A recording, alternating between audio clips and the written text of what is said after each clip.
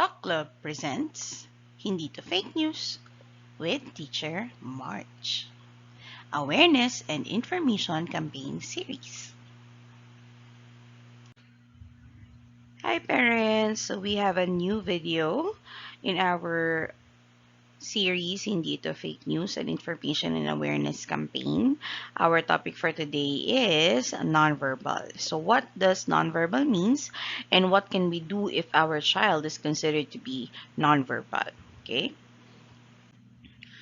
So first, let's define what is nonverbal. Nonverbal, as per Oxford Dictionary, it means not involving or using words or speech. So basically, when you are not able to talk or use speech to communicate, you are nonverbal. You are considered to be nonverbal. Now, there are different degrees or levels of being nonverbal, and we will see that in the next slides.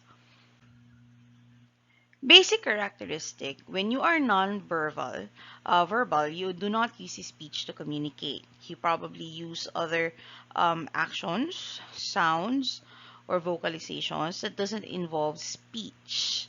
For example, children who are considered to be nonverbal ASD or nonverbal autism commonly uses hand leading, hand pulling, pointing as gestures to communicate what they need.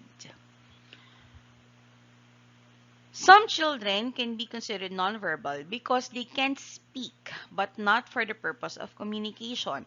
It's not verbalizations per se that they are trying to communicate using words, but probably they are just stimming or repeating the songs they have heard or repeating the words they have heard over and over. Or it could be delayed echolalia. You can know more about echolalia in another video in this playlist. Okay. Some children are considered nonverbal or what we say as pre-verbal because they makes speech like verbalizations, but it is unintelligible. So they are more of jargons. So if you listen to them, they are like babies or young toddlers trying to talk. It's when you hear them, it's like they're talking in a different language, but they are trying to communicate something. It's just that it's not intelligible yet, or the meaning cannot be identified yet. So that is some therapists would coin as the pre-verbal stage. So or starting to learn speaking stage. That is the pre-verbal. Then we also have limited verbal, wherein children or students communicate verbally, but not enough to meet communicative demands. So these are for children who are, let's say, older kids who are supposed to communicate verbally in sentences, phrases, narratives, or paragraphs, but they can only talk in 1 to 2 words or short syllables, and their verbalizations or their speech is not enough to meet the communication demands from them. So that is limited verbal. So in plain sense, you could still be considered as technically nonverbal if you are able to talk, but the level of speech or the level of speech or verbal output that you produce is not enough to meet the communicative needs required from you or the communicative demands required from you. So what are the causes? Most of children who are nonverbal had associated or have associated disabilities or other disorders, especially ASD, learning disability, communication disorder, speech disorder, and others. Down syndrome also could cause children to be nonverbal because of their low muscle tone in their tongue that limits their production of speech. Brain function impairments like this one, same with other speech disorders. Tourette syndrome, stroke can cause a person to be nonverbal. These are acquired brain impairments or neurological impairments that could cause a person to be nonverbal. Physical disabilities.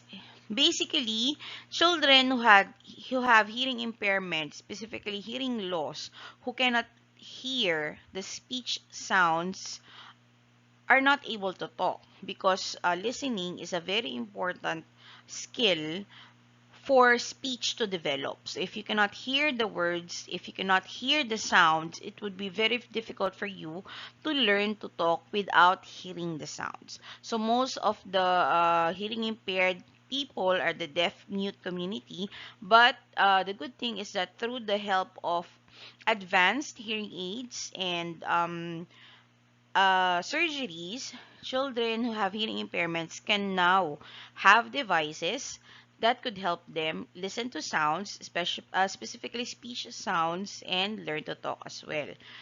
Glucectomy is the removal of the tongue. So if you do not have a tongue, it's very difficult for you to talk or to speak. It is possible using the other muscles inside your mouth, but that would mean that you will need to undergo a very rigid and a lot of training to be able to talk again without your tongue. Laryngectomy is the removal of the voice box or the larynx, which produces the sound. So if you don't have a voice box, if you don't have a larynx, it's very difficult for you to create sound in your throat. Um, there are devices that you can use uh, to take the um, to replace the larynx and use the vibrations in your neck area so you could produce sound again. So these are the common causes of being nonverbal. So what to do? Definitely you have to consult a professional again for a proper diagnosis. The professional need to tell you why you are nonverbal or why your child is nonverbal. That is the purpose of the professional who will diagnose. You will need a multidisciplinary intervention, not just the speech therapist.